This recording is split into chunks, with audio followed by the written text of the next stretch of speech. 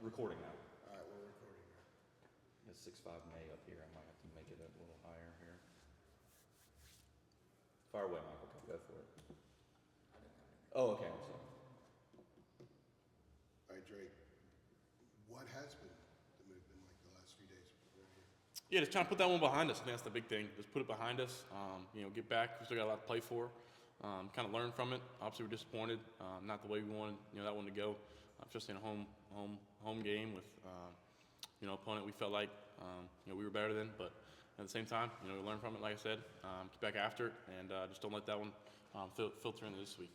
Sometimes we come in here on Tuesdays and talk to you, and you're coming off a really good game, big-time stats and stuff like that, and you always find something that you wish you could have back.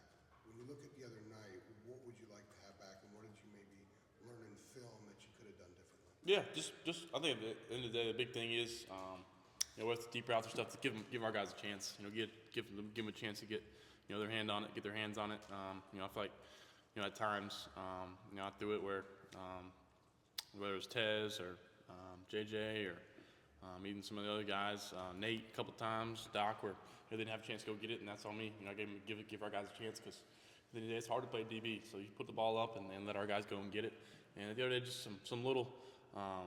You find out little decisions throughout the game. Where it's a player here or there, where I should have done something different. Can really affect the game and make a big impact. So just find those one or two plays. Sometimes I think on Saturday it's probably 5 or 6 where I could have done something different that could have kept the drive going, or maybe led it down to closer to the end zone, or check it down and get 4 or 5 to make a third and long or second long. Shorter distance. So those little things that you kind of go and watch on film and be like, yeah, man, I thought I should have done the check down here, and get little things that can really kind of keep the drive going and keep the vibes up.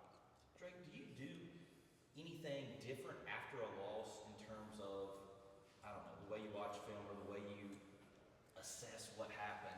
Is your process coming off a loss any different than a win, or is it pretty much the same? Yeah, pretty much the same. I feel like I prepare and you'll come in each week with the same mentality. And I think it's a little bit after a loss, I think the things that you go wrong in a game just hurt a little more. Watching the tape back. Other than that, you still feel like I'm not gonna change the way I prepare. A little what's the word? Call it where you kind of have to do the same ritual. What's that word called? Routine. Yeah, you just got. I'm in it like it was routine or. Just any type of little change some things up to try to get the mojo back. But at the end of the day, I'm going to keep the same things. And I feel like the way I'm preparing and the way I'm practicing, I don't think I need to alter and reinvent the wheel. Yeah. You know if your process is different. Yeah. When do you normally watch the film? Like when you're there, grading yourself. Like do you take?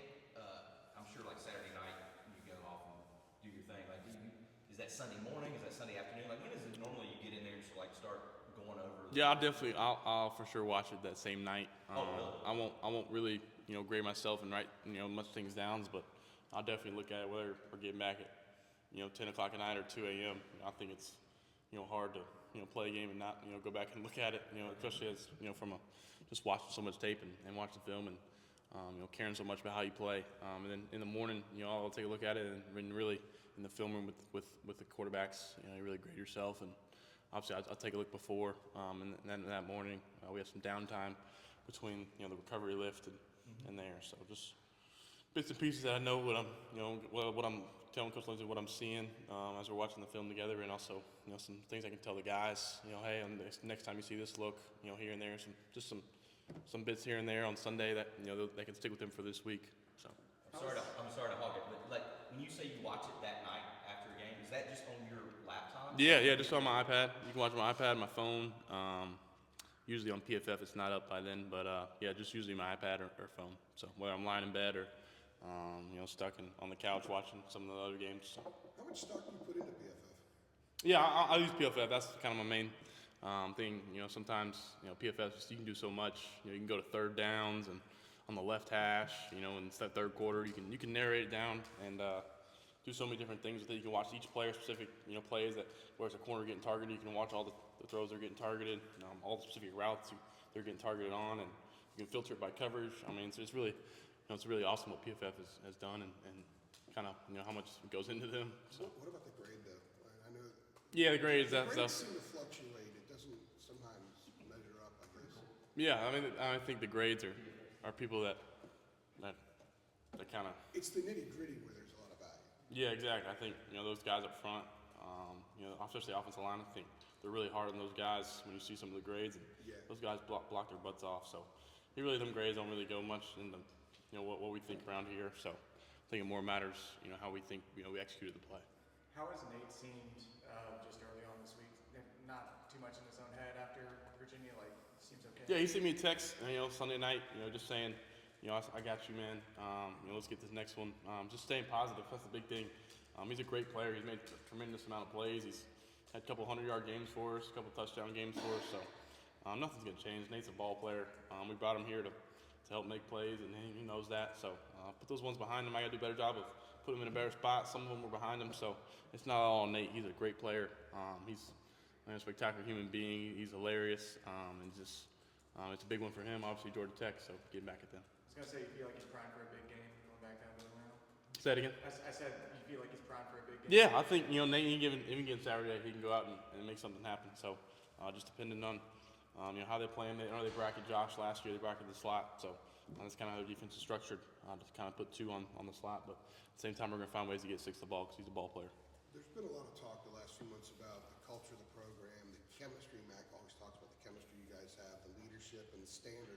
Is this a week where all that stuff really shows up coming off of what happened Saturday? Yeah, just the locker room, the morale, getting back and then putting smiles on people's faces and having serious talks and getting back to relationships and kind of diving deep. It's kind of one of those weeks where you dig deeper and just find the more true meaning of we're blessed to play this game.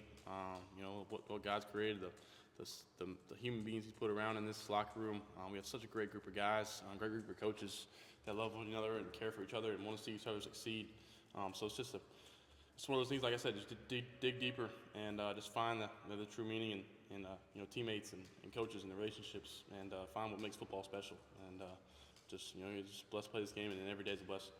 In your film study, have you gone back and looked at the Georgia Tech game from last year, or are you just looking at their games from this year? Yeah, no, we always watch the game from last year. I know sometimes the defense coordinator changes.